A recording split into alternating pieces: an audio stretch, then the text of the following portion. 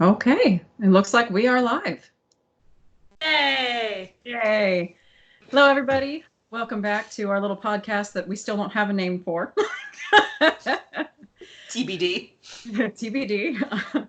I am Dr. Jen Kappas from Tuned and Toned Performance. And I am Angela McCuiston from Music Strong. And today we're going to talk a little bit about a little bit of something different from what's been going on the last couple of weeks. We're going to talk about what we're calling right fit coaching. And this is going to be something that's good for if you are a health or fitness practitioner, as well as if you are a performer, musician, dancer, actor, client kind of person. So how do we want to start this? We have some notes. We have some topics. We have so many notes. So many.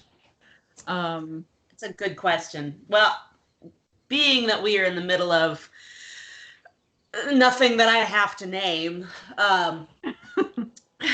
something that I talked to Jen the other day about was, I don't know about you guys, but I am starting to feel completely overwhelmed on a lot of levels, not just, fitness-wise, but I mean, so many of our jobs have been affected. As fitness professionals, a lot of us have had to shift everything, right, or like most things, from in-person to online. And it's been gradual. Like first the gyms close, and then you can meet people in the open or in their homes or your home.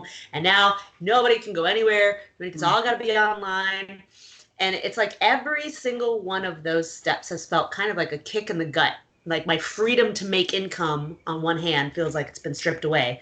On the other hand, I love the fact that we're being forced to be so creative, and I have all these ideas, but then I feel overwhelmed with the amount of ideas and the amount of work that goes with that. Right. And if I see one more home workout, I am going to scream. Yeah. So we were talking about the finding.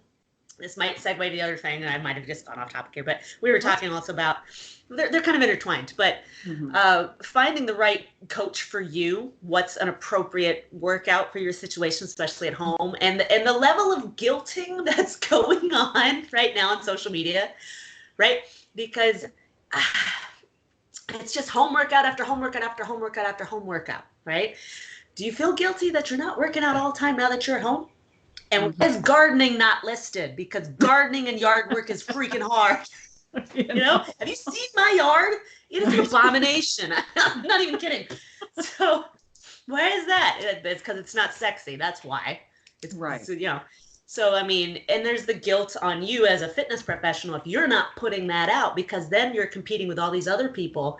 And then, as people who are not fitness professionals might be looking for one, you're looking at what you see. And some of us that don't have the material yet, because we've been coaching not so much online, we don't have things ready to go. And maybe our styles are not that high intensity stuff. But then we go back to what's appropriate for you as a person. So real quick, let's unpack that a little bit right there. Since in case you don't know, if you're tuning in for the first time, we're both also musicians professionally as well. So we're wearing multiple hats here. And we specialize. Sorry, it's so nerdy. And we both specialize in working with musicians and performing artists and people of that ilk too. So we're in the same boat professionally as the rest of the community. And I kind of want to parallel this to, of course, we want to look for experts when we're looking for people who we want to work with, who we want to work on us especially. But there's a difference between what an actual expert looks like and what a marketing tool sells you as an expert. So in the same way that we don't see you typically don't see the best music instructors in the world. They're not posting, 10,000 ways to practice your scales, You'll see quality books being printed. You'll see some quality videos. It's not that they don't exist. It's that typically speaking, that's not their bread and butter. for any type of movement or performance-based instruction. So when you look at it from that perspective, and we're talking about performers who are looking for people who can help them out physically do better. In our case, it's strength and that sort of thing. In other cases, it's doctors, chiropractors, physical therapists.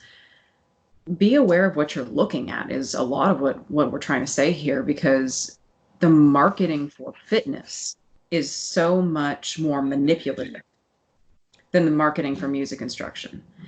And everybody who knows anything past a certain level for music instruction, dance instruction, something like that, you know that you don't want to look at, say, the low tier lesson studios that we know. Everybody knows one that doesn't pay their people well. They don't treat their people right. They hire low quality, often beginner instructors who have no other choice. We all know that with those kind of instructions. So when you're seeing things online that are, look at my abs now, let me teach you how to do the same thing. Not that this person doesn't know how to get abs, because clearly they do. They do. But there's a difference between somebody who knows how to do it for themselves and market it to you, and somebody who's able to look at another human being and instruct them in a way that is safe and wholesome, Yes, absolutely. Sorry, that was a really long ramble. No, I think you had a valid point there that you really wanted to get across. It's like somebody with six-pack abs. By the way, the abs didn't come from burpees. Just saying. But that's not sexy. Nobody wants to see you meal prep. Nobody wants to see you eat your chicken. I mean, so, like when you were talking, one of my first thought was, when it comes to marketing, what gets the most attention? Noise. And right now, that's what's frustrating. Like, a lot of us are under a lot of stress. Our jobs are changing, or they're gone. Our home lives are suddenly, we're all at home, whether you've got kids or no kids. And then everybody wants to have a meeting. Oh, look, it's Zoom. We can all have meetings. Like, can we stop? Right? And we're just inundated. It's like, you can still send emails. It's okay. So, we've got all this crowding in on our time. And now we have a lack of structure now. We have a lack of schedule, which can be stressful. Like before, it was like I got up and I went to work at this time. I went to the gym. I picked up my kids. They went to karate. Blah, blah. And now it's, I don't know. I mean, that can add stress. And then you go on social media, which used to be fun. Stupid things and cat pictures. And, sometimes people post more than that. But, I mean, by and large, it wasn't as overwhelming. And now it's just more noise. And there's value hidden in the noise. Yes. But the frustrating thing as a fitness professional and as a consumer is I don't want to wade through it. I'm home by myself and I just want some distraction. I don't want guilt. I had this thought yesterday. Sitting in my backyard, and the governor issued the stay-at-home kind of thing, and I just felt like I got kicked in the gut. I mean, I was really surprised by that because, like I said, I had all these great ideas and stuff, but it's just kind of overwhelming. And it was a beautiful day, and I wanted to go for a bike ride, and suddenly I didn't have any energy. And I went, I don't want to kid up and put all no, I'm just going to sit here, and it's okay to not do. It is okay to sit there with your feelings and feel overwhelmed, and just to take some stock and be sad if you need to be. You don't have to work out all the time. Yeah. So just get off my chest. It makes me feel better to see.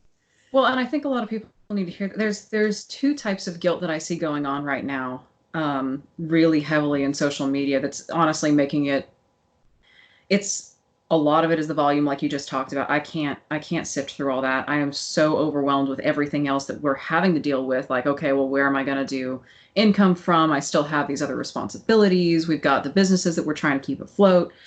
But then beyond just the volume, there's two different kinds of guilt that I think are kind of equally dangerous. And they're being pushed hard by opposite ends. And it's, I actually posted a story about this. I'm not sure on my Instagram the other day. I'm not sure that it came across the right way because I threw it together real quick. but there's been this meme going around that's like, I'm either coming out of this quarantine 50 pounds heavier or 20 pounds lighter. There is no in between, you know? And it's this like, well, either you have to work out every day and you're going to get fit and you're going to get, or you're going to eat all of your snacks and just watch until Netflix is out of material to show you and just be fat and lazy and miserable. Like,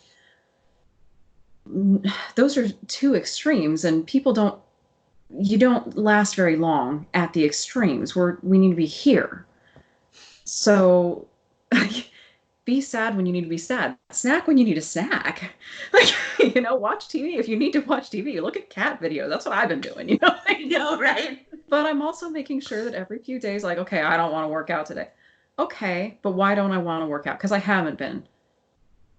Not a valid reason. To go. Go for a walk, Can't Just do anything start else. Doing something. Go for a walk. I always feel better afterwards. Mm-hmm. So there's a lot of pressure going on. And part of it too is coming from other people in the fitness industry or performance industry who have lost steady income and are trying to get attention, which is rough. It is, because we all want attention, Yes. Quite honestly, I think the best way to get attention right now is to talk about something different. Yeah. Because different is what always gets the your attention, whether it's at Thanksgiving. Well, honestly, at Thanksgiving we're posting about workouts. Everybody's posting about their food and workouts. But somebody who posts about something completely different. Oh, what is that? Yeah. So that shifts. Mm-hmm. But that's kind of what we hoped this would be. Yeah. Because we are going to get back to normal at some point. So keeping as much normalcy as you can while using this time to create some new habits, that maybe some things that you've always wanted to do. Right. That loops us back around to what are those habits that you would like to be doing, and how do you go find that person? What is the right person for you as a musician? Yes. What do you look for in this person? I'm thinking of a guy that is a trainer at the gym that I work, and he's doing free workouts at 12:30. He brought a DJ into his house, and he's not kidding. I'm like, dude, that is smart, Okay. And this guy's always high intensity, and his workouts are like that, which is funny because I've never seen him work out before. In the gym, I hate to say this, but in the gym, he's 100% on his phone all the time. He trains 5 people at a time. He tells them to go do something. Sometimes he watches them, but most of the time he's on his phone. That bothers me. So now I'm seeing him do his thing. And to me, it's like, well, there's a disconnect there.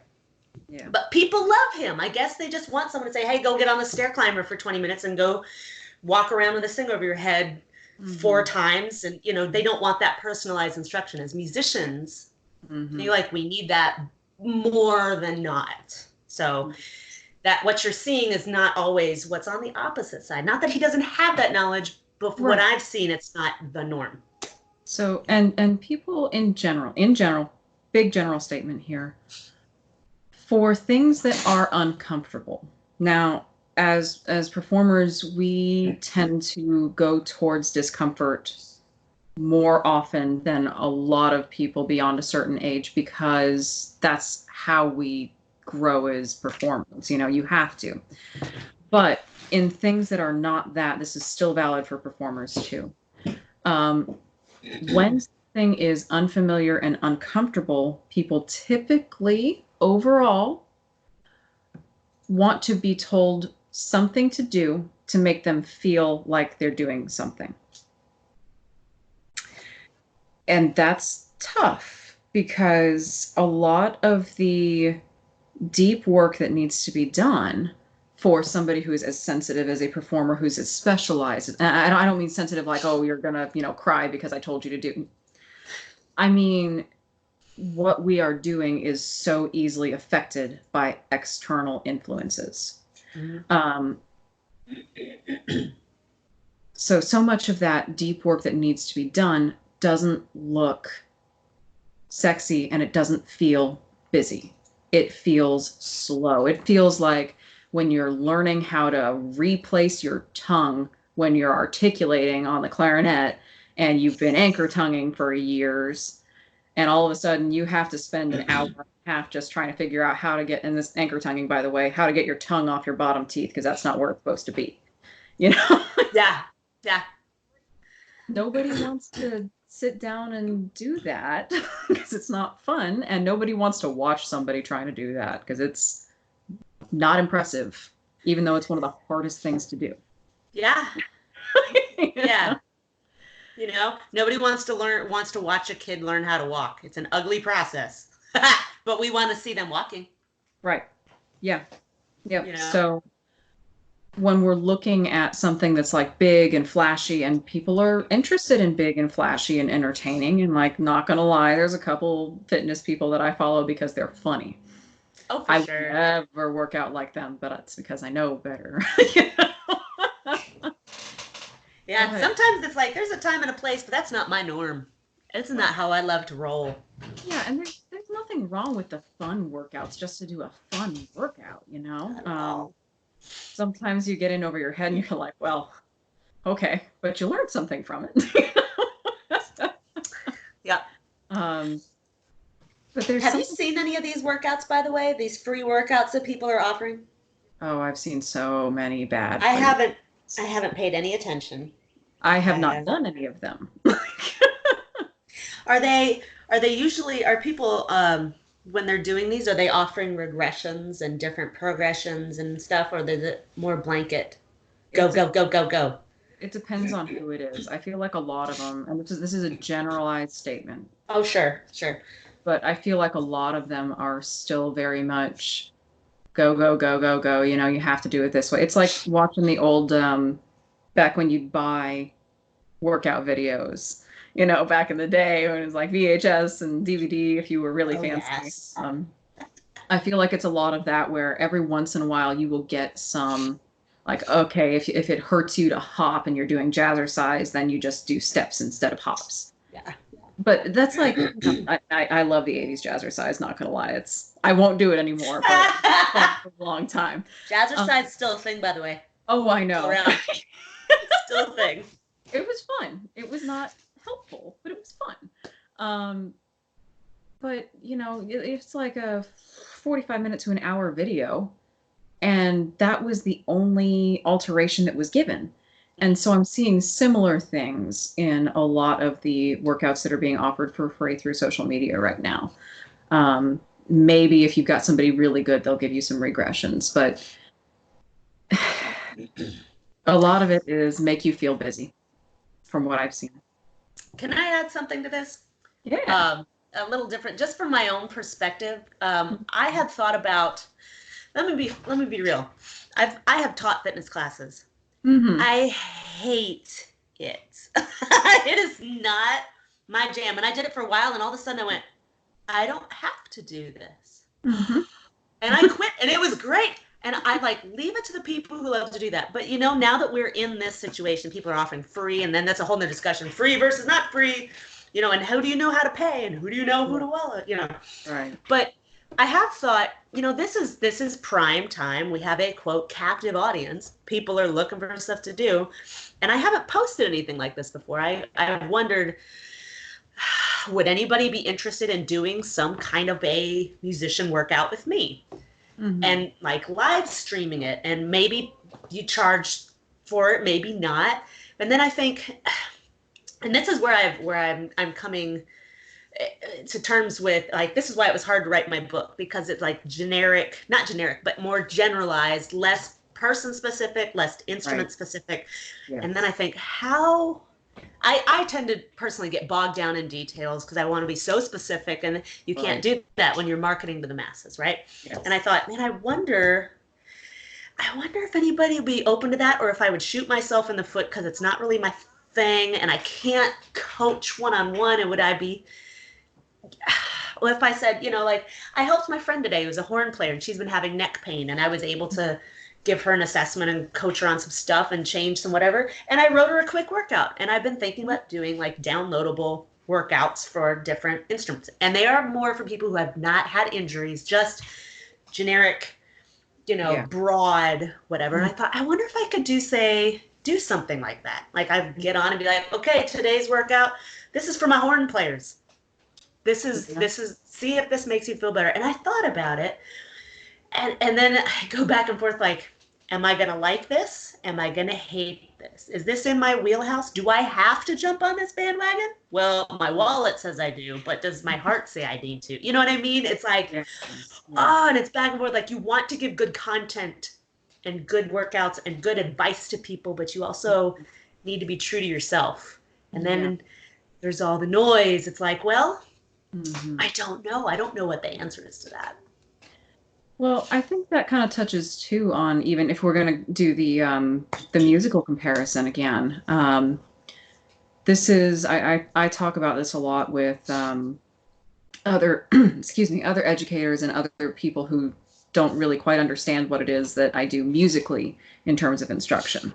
Because a lot of times you say, oh yeah, I teach music, and they're like, oh, so you're like in front of 50 kids and teaching them how to all make noise at the same time. Not what I do.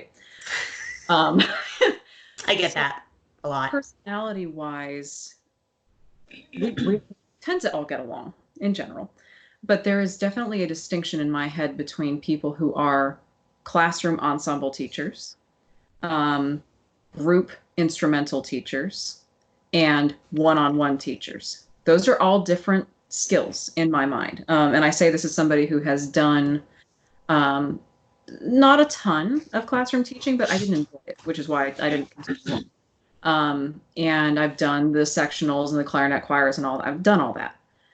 But I stick to one-on-one more than anything else because I find myself in those settings getting really frustrated because I see things and I hear things and I want to address them, but it's not appropriate to do it in a group setting.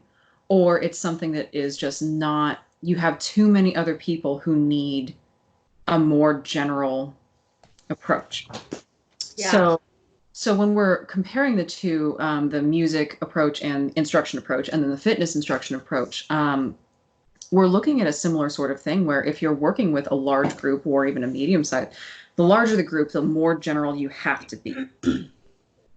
You and I really thrive off of, and it's a different skill, the one-on-one contact. There's more that we can do for that individual person if there's something that's not being understood versus if we've got, and this is more for people who don't really quite understand yet the difference between the few things.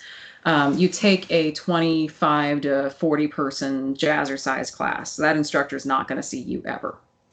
You take a 12-person CrossFit class.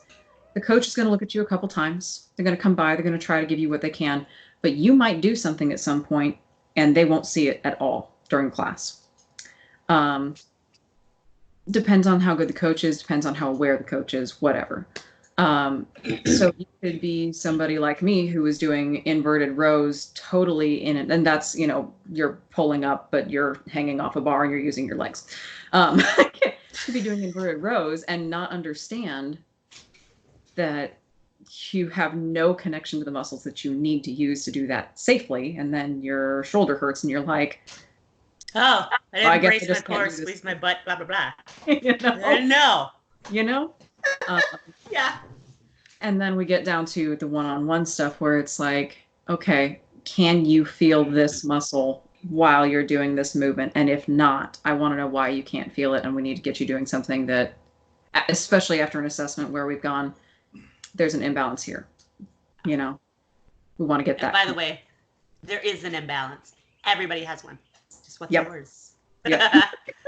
I haven't even really seen any fitness professionals, if you will, whether that's athletes or weightlifters or just general fitness instructors. I haven't seen any of those without a visible imbalance. Some of them are more subtle than others, but I haven't met or seen one that didn't. Everybody's got one. Yeah. I mean, point in case, I have been dealing with an issue with my hip. It started at basic training 17 years ago. Mm-hmm. This is an old injury, but it only bothers me when, once I got out of basic training, it only would bother me when I would run or do sit-ups. Part of the reason why I don't ask people to do them. Here's the deal. I've been to four physical therapists and more doctors than I can count, and nobody has helped. They've all helped this much out of that many years. The other day, I marched the Mardi Gras parade, and I felt like someone had taken a baseball bat to both of my hips. So that was different, and I thought, I wonder if this is related. I should not be in this much pain. I couldn't walk the next day after a 5.5-mile parade. I went, I know this terrible shoes. It's not this. There's something else. So I go to see another doctor. He orders an MRI. Lo and behold, we finally see some things that probably wouldn't have shown up on a younger me MRI. And I go to see another physical therapist today, and I finally have some answers that are different from what everybody else said. Yay. And you know what? Here's the thing. She was at a typical like a chain physical therapy kind of thing. But because we are in the situation we're in, it was just me and her the whole time. Kind of how it should be, right? And we were talking about muscle imbalances and stuff.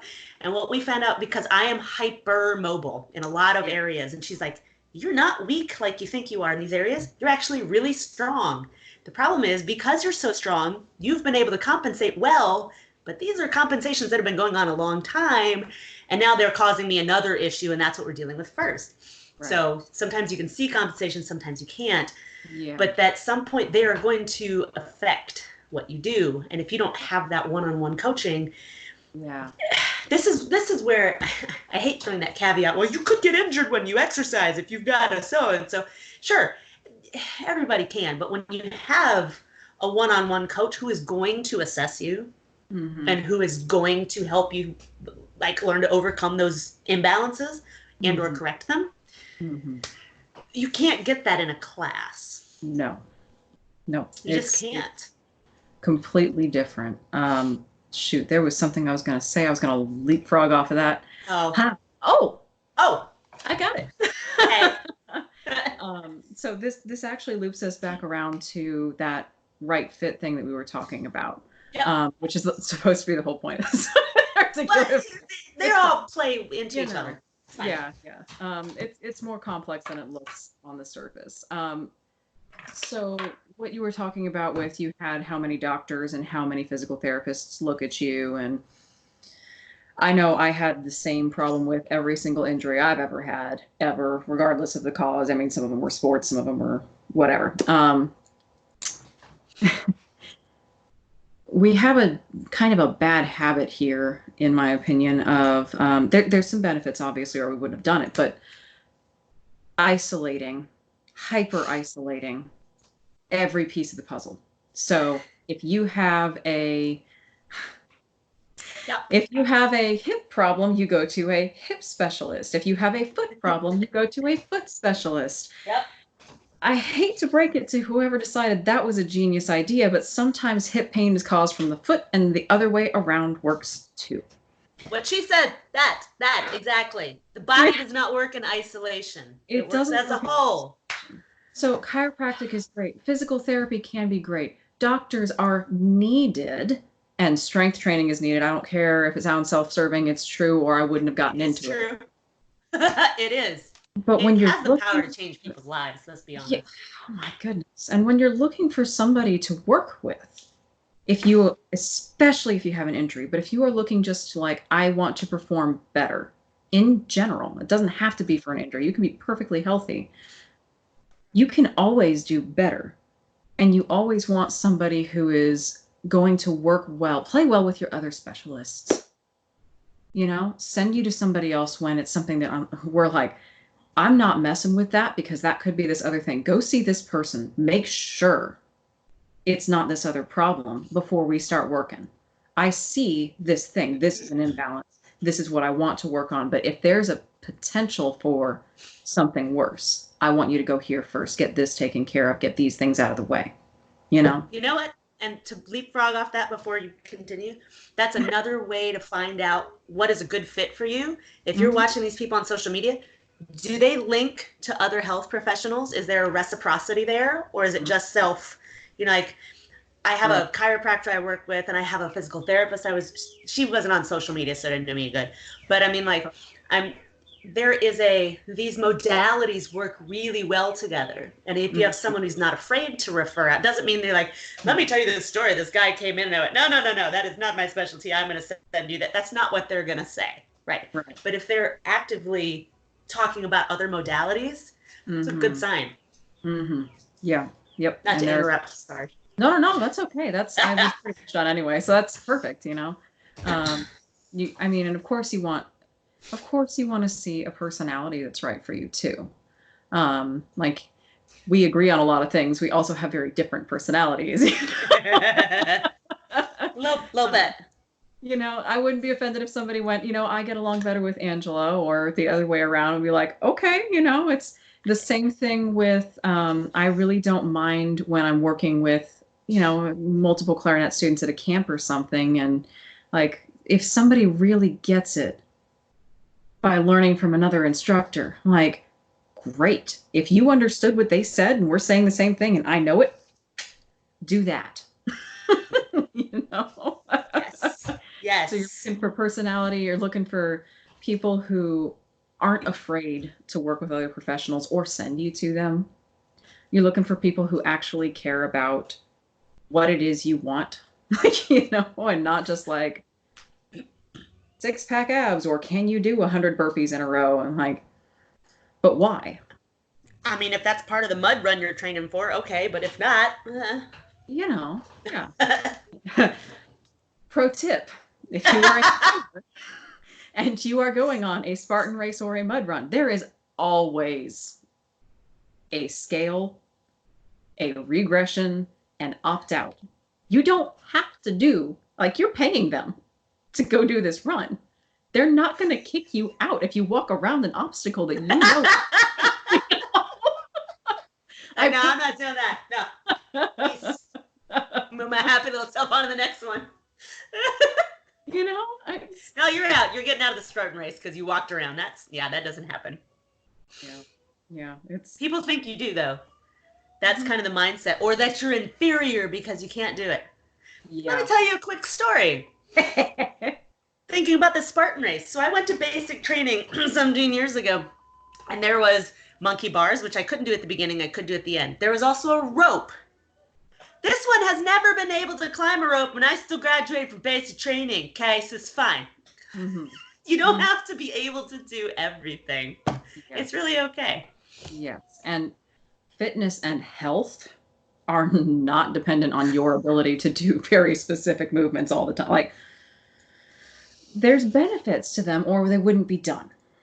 Right. Are we going to talk about push-ups? When they're applied correctly. Let's talk about push-ups. Can we talk about push-ups? Let's talk about push-ups. I will let you start because we both have very strong feelings about these. They can be amazing. And they suck. And they're great. And they're awful. And it's all of that in the same one. Yeah. So, by and large, I think push-ups, when they're done well and they're done correctly, are fantastic. They're also very difficult to do well. That being said, you have to start somewhere. And I don't see a whole lot of really great regressions. I go to your knees. Not always the best way to do it. Like a descending, and it squeezing your armpits and squeezing your butt and bracing your abs and all those things. Let's just say, beyond that, they're touted as like, okay, right now everybody's doing squats and push-ups. Right. There are so many other things you can do at home. We're not going to get into it. Not right now. But when we're talking about push-ups, that might not be the best thing for you to do if you're a musician who is playing a lot. If you are hours a day on your instrument, it's probably not the best. Why? Because we're doing this motion. We're strengthening this area. This area gets overused a lot of the time anyway. With everything we do, we're on the computer, we're driving, we're eating, we're all this stuff. And we don't do a whole lot of stuff in the back, right? Push-ups are great for strengthening a lot of things, but if you have that compensation, you might end up making it worse and then really injuring yourself. I'm dealing with it right now. I know, I have all these injuries. That's what happens when you're hypermobile and you just, and somebody tagged me in a 10 push-up challenge and I did it and my finger went numb and I went, So me say, and the Army makes me do push-ups, so it's not like they're bad, but there's a time and a place. Mm-hmm. And depending on your load as a musician, they may or may not be appropriate right now. They might be. That's why I'm going to leave it. Well, I mean, even from just looking at it on paper perspective, even if you're on your knees, how many large, and we're not even going to get into the small muscle groups that you need, how many large muscle groups do you need to be able to control, not just feel or use, but control in order to safely do a push-up? Definitely need your core, which is how many muscles is that? All of them. Lots. So that's not just like a core muscle, like we're talking multiples here. You need your glutes, you need your lats, you need your teres, you need your biceps, you need to know the difference between flexing out and contracting in with your pecs, which is two different things. So you're asking somebody who may or may not have access to even any one of those muscle groups. You're taking a very important link out of that chain. Once you remove that link, the whole thing collapses and now you're compensating. Yep. The number one thing I see the lack of, I don't know if you see this, is core strength. Yep. Being able to hold the neutral spine. Yep. And that can go in a bunch of different ways. But if you're not actively working on that, and I don't mean sit-ups. No. No. If you're not actively working on that, a push-up is not going to go well. No. And that's one of the some of the videos that I already have up, the instructional ones too. It's like low ab and oblique activators, psoas activators.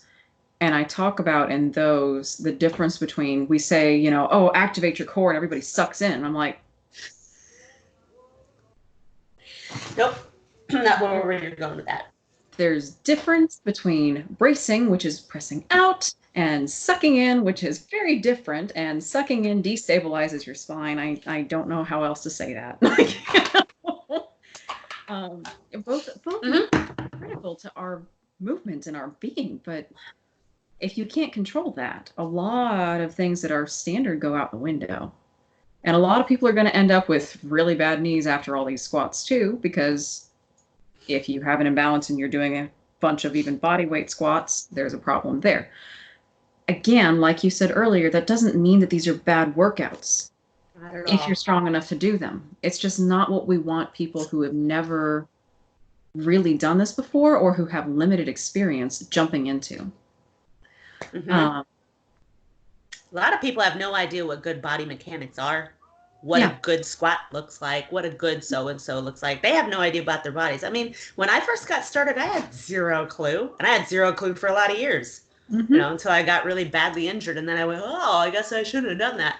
But I mean, we don't know. I mean, so if you are at home and you want to work out, which is a great thing, try to pick something different every day, so you're not loading too much of the same activity, because that can come back to bite you too. And then I am actually training a violist right now who had shoulder rotator cuff tendonitis and tendonitis in both knees, because he went from playing 1 million hours a day and then wanting to get fit, and he watched an internet guru that I will not name, and went he went 0 to 100 and blew everything out. And after his PT, now he's with me, and we're making progress. But I mean, it's like, you could end up coming out of this not 50 pounds heavier, not 20 pounds lighter, but with busted knees. Right. Nobody wants that. Right. Well, and it's the same thing that we teach our kids at the instrument too. You get the rare little gem kid who's like, all they want to do is play. I'm like, bless you. But don't do more than this amount at a time. You don't have the strength to do it yet. And oftentimes they don't believe you until like, well, my lip really hurts. And like, I kind of bit through it. I'm like, how much did you play in a row? Well, I'm like, you remember that limit I set? Okay, here's a kitchen timer from the dollar store. Yeah. Yeah. You want people to build up that same way as a music instructor. And then we build the same way too as professionals that way. I mean, you don't just jump in, but because it's a movement that it looks like you can do, because you have a human body. So I'm sorry, we're kind of, I'm guilty of We this. went off on a tangent there, didn't we? We're going off on things that are bothering us and instead of right fit coaching. Sorry, guys. Yeah. So I was trying to loop this back again. You want to look for, and I know we kind of already said this, similar sort of thing to what you would look for in performance instruction for whatever your medium is, dance or music or acting. You want to look for somebody who's got that ability to kind of hold you where you need to be, give you modifications. And I've also seen a lot of, not a lot of, I've seen some concern. Okay, so you're paying for private coaching. And then, okay, but I only work with my trainer once a week. What am I supposed to do beyond that? Or like, is this okay? So I think you're the same way, but my online coaching doesn't come with once a week talking to each other and that's it. Like there's the ability to check in. This is the same thing with my private students too. Like, of course, I'm going to limit you if you're outside of your private lesson time on clarinet, but it's not like I'm going to leave you just hanging until next week. And you also have assignments, how to do it, when to do it, and things that we know you can do.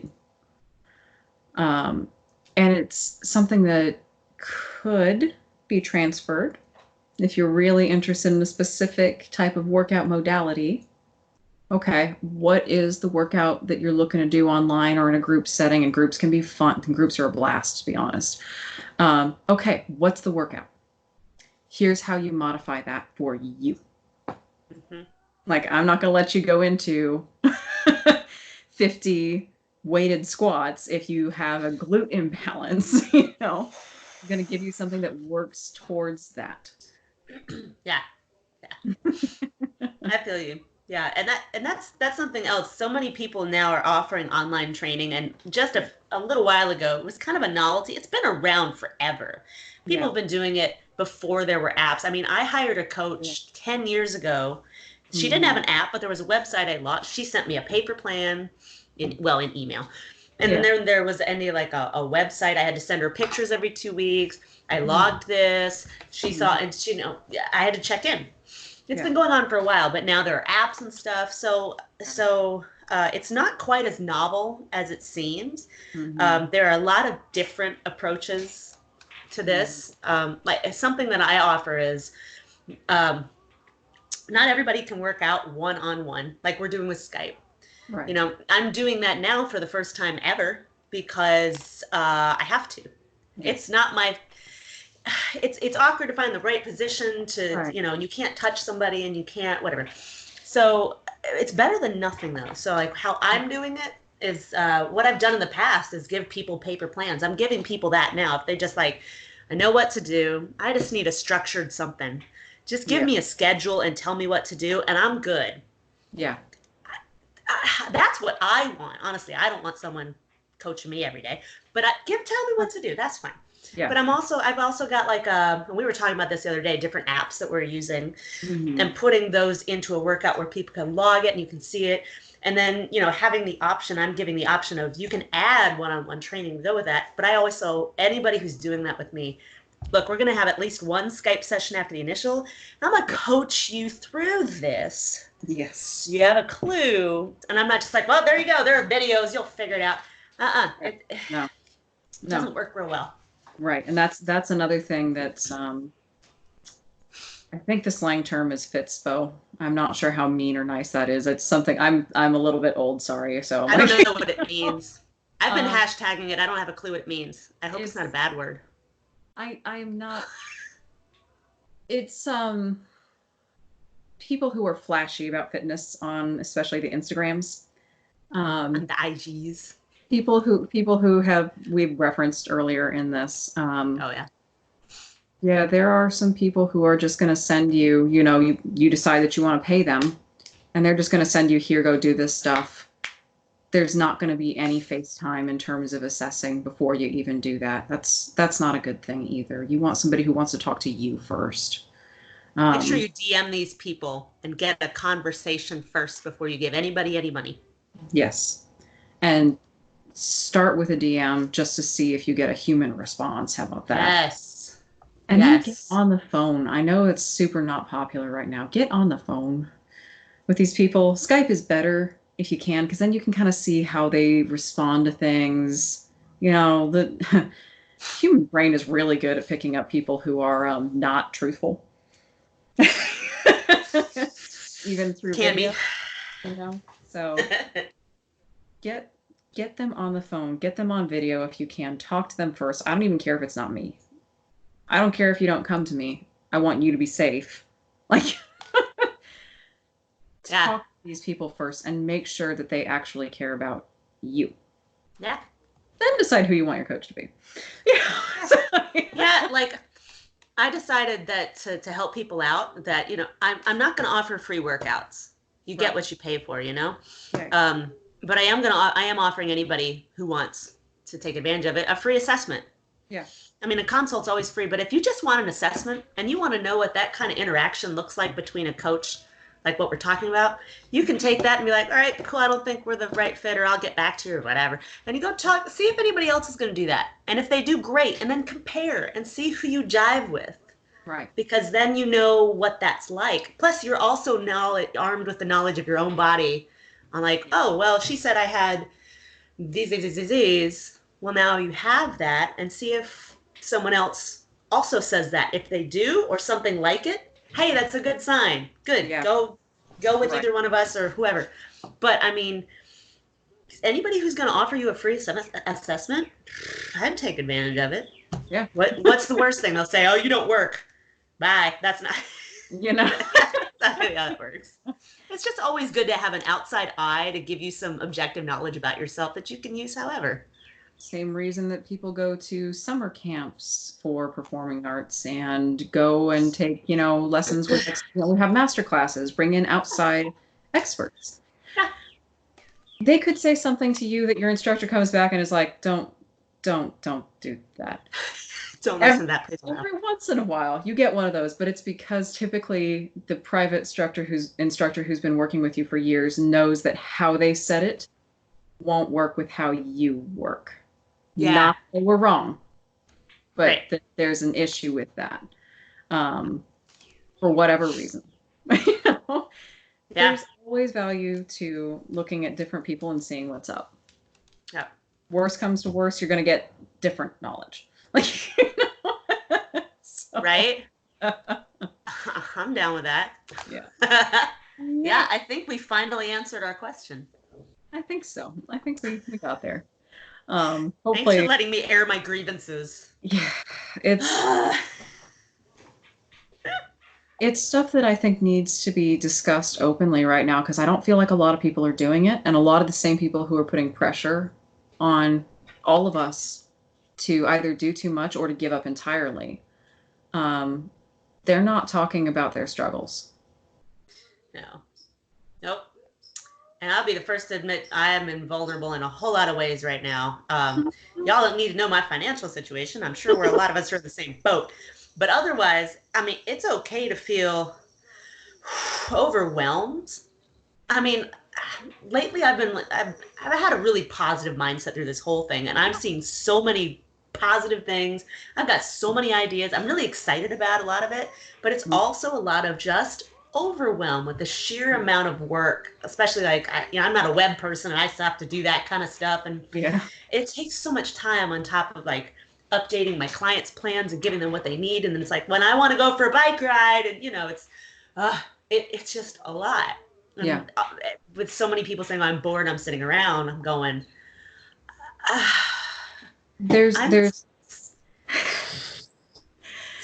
types of people I've seen in terms of the most vocal internet people. One are the people who are like, I am so busy, look at all this stuff that I've done. And the others who are like, I'm bored. And I feel like it's actually the same situation for both, where there's so much pressure. It's really just, what's your reaction? Is your reaction to hypercompensate and hyperproduce? Or is your reaction to shut down completely and go, I'm not doing because I can't take the pressure, and so I'm so mentally isolated? Yeah. And I don't know about you, but like mentally and emotionally, it's not just like physically. And you know, you need that exercise. It makes such a difference in everything. But I mean, mentally and emotionally, sometimes this whole situation is unlike anything we've had to deal with. I mean, unless you've like lost somebody really close to you, that it can be akin to that kind of grief. But at the same time, this is very different. Yeah. And sometimes during the day or in a couple of days, suddenly you're just done. Yep. Or for that moment or for that day, you are done. You just can't do anymore. You can't think, you can't function, whatever. It's okay. It is okay to be like that. Yep. And be like, I'm just going to go sit in the sunshine because I'm glad it's not raining today, at least. You know? I'm by myself, but at least I'm in the sun. I can yell at my neighbors. I mean, you know, it's such a weird thing. But there have been some moments during all of this I'm just like, I can't do. I know I have this huge list. I got to stop. That is okay. That's finding balance. Yep. There's got to take care of you. Just because we're all inside doesn't mean that there aren't still a finite number of hours in the day. Right? There's only so many hours. There's only so much you can mentally actually commit to if you're actually doing quality work. It's easy to do a volume of work if you're kind of not doing a whole lot commitment wise, mentally, emotionally, whatever. Quality, high volume, low quality, right? That's what we see a lot of. So it's okay if you're a little bit slower right now in production. Like, that's fine. Are you still doing things that are good? Good. Do you need to do more things that are good? Okay, let's talk. Yeah. Start by taking a walk in the sun.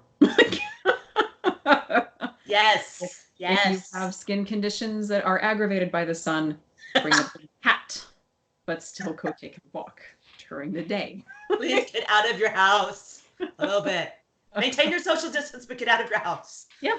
You know, we were talking about this earlier. That's how I've been keeping going when I don't feel like working out. Is like, okay, we have a very, very small little isolated neighborhood. We all stagger our walk times, whatever. And if you happen to be walking at the same time as somebody else, you cross the street and you wave to them. Yeah, I know. Like, that's way more than 6 feet distance. You know? Oh, yeah. I know. I mean, I went on a bike ride today, and I'm going to go again in the morning with a friend, and we're going to keep our distance. It's going to be fun. Actually, a friend/client. I've been yelling at him that we need to go on a ride, and so we're actually going to go. Take that. And you know what? You're not going to catch germs outside in the sunshine. And people are supposed to be home, so it's got to be safer than being on the Greenway where there's a lot of people. So, yeah, there's ways to make it work. And especially if you know the person you're going with is like, we have been isolated for multiple weeks now. And we had a friend who has also been isolated for multiple weeks now. I'm not worried about going for a walk with her. No. You know what I mean? Yes. Yes, I do. I know, right? Like, I am not worried about having a friend over for dinner and we keep our distance. I know that you've been in your house recording for the last 4 weeks or whatever. I have seen a handful of people that think we're good. It doesn't mean you have to isolate. You can still have contact with people. Well, unless the governor says stay in your house, and then you can go to the grocery store. You can go to the doctor, and but we're not going to get into all that. I said we weren't going to talk about it. Sorry. Nope. Any case. All right. I think we've pretty well wrapped up the subject in any case. I can't really think of anything else. The right fit coaching, I mean, it is what it says. Quite literally. We've talked about the few things to consider. I can't think of anything we really missed. No, I think we've pretty well covered it. And if we haven't, then y'all tell us and we will cover it next time. Or leave us some comments or whatever. Yes, please. Please comment. Yes. All right. We need a name. We need a name. If you have a suggestion for a name, please leave that for us, because I'm still not sure what to call this. Two musician strength coaches just chatting. Doesn't really have a catchy title. No, it's a little too niche, because it's like, music and tea time, or musicians tea time would be one thing, strength coffee break, whatever, but we got all that going on. Yeah. We do. All right, Yeah, good call.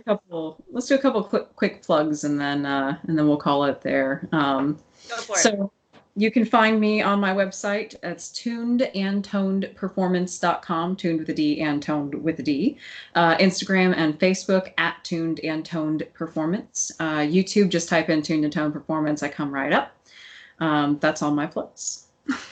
And you can find me on Facebook at Music Strong. You can find me on Instagram at Music Strong Fitness. You can find my website at musicstrong.com. And I'm on YouTube somewhere. It's still a goofy long title, so I'm there. We'll make sure that there's a link in multiple places when we post this if we can. We had that problem last time I plugged it. You went, oh no. That's where we are. Yep. Well, and since then I tried to search for you on YouTube too, and man, you do not come up. I know. I had to go. Here's how you get there. Go to her website And click on scroll to the bottom and click the YouTube icon. That worked. There's an icon at the top. There is? Yeah. Okay, it's been a while. I'm sorry. It's been a while. I know it's on your website. It's right. You can get there from there. Go to my website and click on all the little things at the top. There you go. Okay. All right. Thanks everybody for tuning in, and we will see you next time.